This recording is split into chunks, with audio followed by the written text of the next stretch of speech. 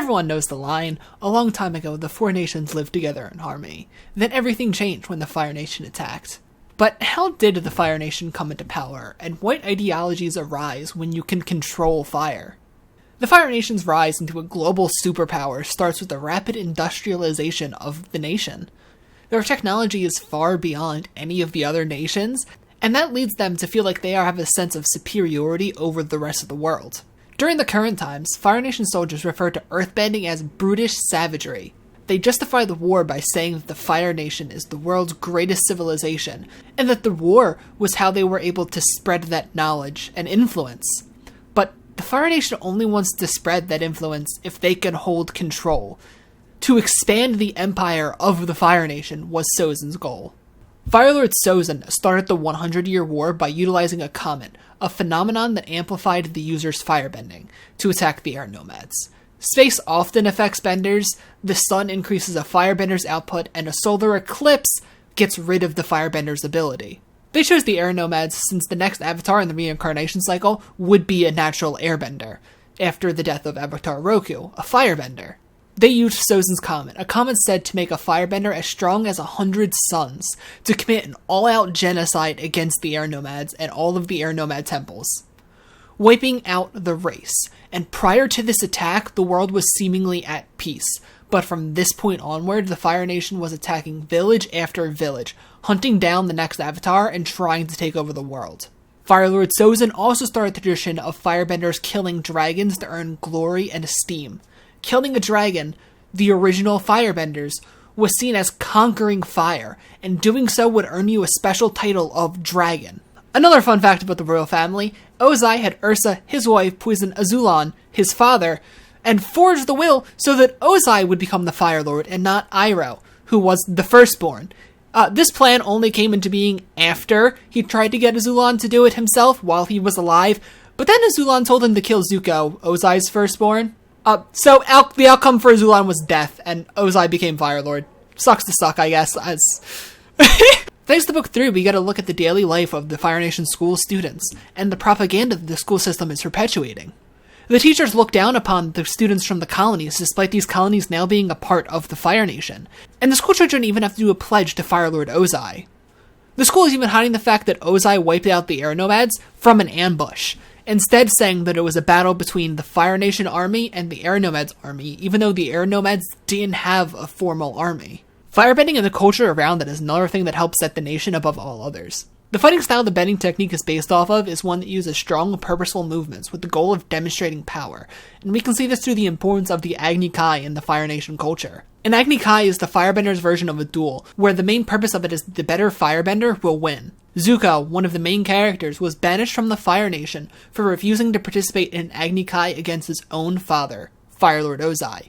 Not fighting was seen as the greatest form of disrespect and weakness. One of the other things that sets the Fire Nation apart from all of the other bending elements is that it doesn't require a source. Air wouldn't either, but Sozin made sure that they wouldn't be a problem. Earth and water benders can be captured, transported, and held far away from anything that they can possibly bend. Firebending's technique demonstrates power, and we see this no better than with Zhao. Admiral Zhao acts like it is his sacred mission to cause as much pain in the world while securing victory for the Fire Nation. He uses firebending to exert as much power over the opposition as he can, and even if that person is another firebender, he will hold no regard for honor, control, or restraint, and he is constantly rewarded for it, being promoted through the ranks of the Fire Nation army. The first complex look that we get at fire as an element comes from the rogue firebending master, Zhang, who has one of my favorite lines about firebending. But fire is alive. It breathes, it grows. Without the bender, a rock will not throw itself. But fire will spread and destroy everything in its path. Zhang's whole principle with firebending is one about control and restraint, and we see just how dangerous fire is. We've watched villages being burned to the ground, forests destroyed, and Aang, the Avatar, as the only person who can bend all four elements, originally thought of fire as another skill to add to his arsenal, but he soon learns the danger of firebending when he burns Katara. Zhang believes that it is in fire's nature to consume, and feels like being able to bend fire is a terrible burden and a curse. He even admits that he wishes that he had the power of healing, since all fire can cause is pain.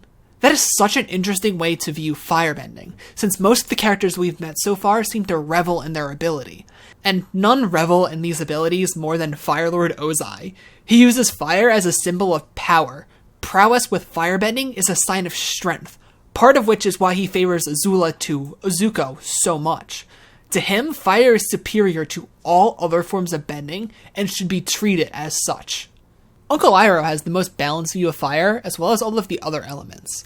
He views fire as power, but he considers the people that hold it as driven, full of desire and will. I would also like to note that Zuko considers him one of the only people capable of also fighting the Fire Lord. He understands that all of the elements are interconnected. He even states that the Fire Nation needs the moon, something that increases a person's ability to waterbend, just as much as the Water Tribe. Believing that one must learn from all other corners of the world, not just your own. Understanding others will help you become whole. While only the Avatar can bend all 4 elements, other benders can still learn and adapt other bending principles. We see this extend to other art forms, such as Piandao, a master swordsman, who is training Sokka to become a swordsman, since the way of the sword doesn't belong to any one nation. Knowledge of the arts belongs to us all. Princess Azula uses her firebending to instill fear in other people. Her whole tactic is being scary enough so that no one will choose to defy her. She holds power, being in the royal bloodline, and talent by being one of the most powerful firebenders that we see. Her fire is blue, which is unique to her, and she is one of the only people that we see strong enough to generate lightning. The other two being Firelord Ozai and Uncle Iroh, both her relatives and the 2 strongest firebenders. Lightning is precise and deadly, and requires the bender to have peace of mind. It requires no anger or rage. Some describe lightning as cold-blooded fire. Lightning is fire at its purest, most dangerous form. It serves no other purpose than to kill. Which is why it's to no one's surprise that Uncle Iroh invented lightning redirection and created it using waterbending tactics. It's all about letting the power in and then guiding it out of yourself. Iroh would then teach this technique to Zuko, and his relationship with fire is one about change and growth, learning to let go of the idea of fire needing to come from rage and meaning power. As a boy, his talent paled in comparison to Azula's. He was burned by his father's fire, leaving a permanent scar on his face. He travels more with Iroh, who teaches him that there is more to firebending than anger, rage, and power. Zuko fights honorably, he values his crewmates, and he learns from Uncle Iroh's advice. Zuko struggles with his honor, to do the right thing by his father, and also just to do the right thing.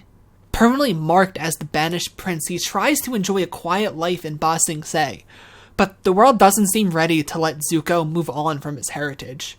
Despite during the Crossroads of Destiny, he chose to fight by Azula's side, he still didn't tell him that Katara might have been able to heal the Avatar, allowing the Fire Nation to be lulled into a false sense of security. Once Zuko decides to do what's right, and abandons the anger that he was holding onto for so long, he loses the ability to firebend how he used to. He ends up seeking out the way of the dragons and the Sun Warriors, where they learn about the original way of firebending. The Sun Warriors also describe fire as alive. Aang even compares his flame to a heartbeat, describing it as the sun, but inside of you. After performing a dance, they are blessed with seeing the beauty of true fire. Fire isn't destruction, it's energy. And if you want to see the real beauty of fire, just watch The Fated Agni Kai.